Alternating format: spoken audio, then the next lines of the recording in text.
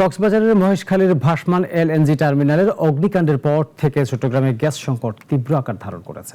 গত এক সপ্তাহ ধরে দিনের বেশিরভাগ সময় বাসাবাড়ির চুলায় গ্যাস থাকছে না। এতে নগরবাসীকে সীমাহীন ভোগান্তি পোহাতে হচ্ছে।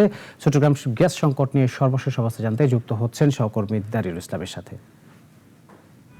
চট্টগ্রাম বন্দরনগরীর ২ নম্বর গেট ১৬০০ রেল স্টেশনের সংলগ্ন ফসিল সিএনজি ফিলিং স্টেশনে সকাল থেকে আমরা বেশ কয়েকটা ফিলিং স্টেশন ঘুরে দেখেছি। প্রত্যেকটা ফিলিং স্টেশনের চিত্র কিন্তু একই রকম দেখা যাচ্ছে। দীর্ঘ সিএনজি গাড়ি এবং বিভিন্ন সিএনজির এর জন্য দীর্ঘ লাইন একটা আমরা প্রত্যেকটা পাম্পের কিন্তু একই চিত্র দেখা যাচ্ছে। তবে অনেকগুলো পাম্পে কিন্তু একেবারেই বন্ধ করে দিয়েছে, এরকম আমরা দেখেছি। তো এইখানে মূলত যে সংকটের বিষয়টা আমরা জানতে পেরেছি, মহেশখালী ভাসমান যে এলএনজি টার্মিনালের যান্ত্রিক ত্রুটি এবং অগ্নিকাণ্ডের কারণেই মূলত এই মারাত্মক একটা সংকট তৈরি হয়েছে চট্টগ্রামে। মূলত এর কারণে তীব্র সংকট দেখা দিয়েছে।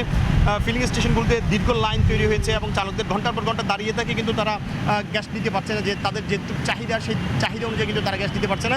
অনেক সময় ২-৩ ঘন্টা পরে তারা ১০০ টাকার গ্যাস পাচ্ছে, এই তাদের থেকে এটা আমরা জানতে পেরেছি। এবং এর পাশাপাশি কিন্তু বাসাবাড়িতেও কিন্তু একটা চাপ আমরা লক্ষ্য করেছি। এইখানে পেট্রোল পাম্পের মালিকদের সাথে কথা বলেছি আমরা, তারা জানাচ্ছে যে পেট্রোল পাম্পের যে প্রেশার না থাকার কারণেই মূলত তারা গ্যাস সঠিকভাবে দিতে পারছে না। যে পর্যাপ্ত প্রেশার থাকলে হয়তো দ্রুত সময়ে তারা গ্যাস দিতে পারতো। যেটুকু প্রেশার আছে সেটুকু দিয়ে তারা কিন্তু চালিয়ে যাচ্ছে, গ্যাস দেওয়ার জন্য তারা চেষ্টা করে যাচ্ছে।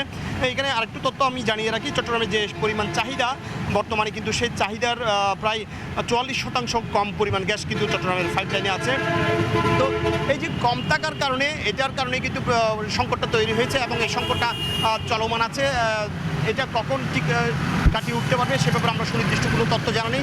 তবে এখানকার এই যে চাপটা, এটা ঘরের চুলা থেকে শুরু করে সড়কের সাধারণ গণপরিবহনে কিন্তু পৌঁছে গেছে। গণপরিবহনের সাধারণ যাত্রীরাও কিন্তু এর কারণে একটা ভোগান্তিতে পড়ছে। চট্টগ্রামের ২ নম্বর গেট এলাকা থেকে এই ছিল আমার কাছে সর্বশেষ।